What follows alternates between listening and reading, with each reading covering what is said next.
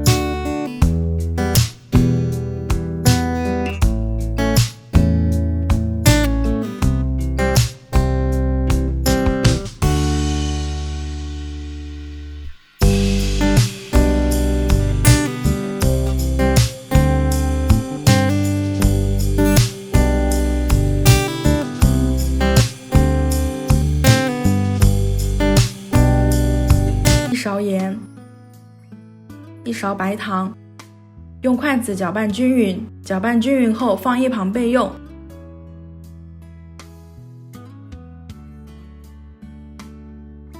把晾凉的杏鲍菇用手撕成条，更方便入味。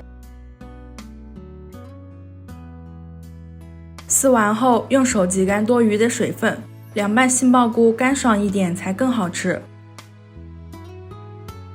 全部挤干后倒入大碗中，放入香菜和调好的灵魂料汁，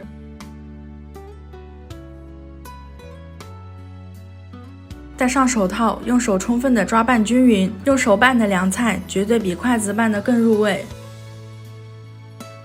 拌匀后就可以装盘了。一道超级爽口的凉拌杏鲍菇就做好了，口感软嫩入味，好吃又低脂，大家快收藏起来试试吧！记得点赞评论哦。今天的视频就分享到这里了，喜欢记得关注我哦，我每天都会分享不一样的美食。明天再见啦！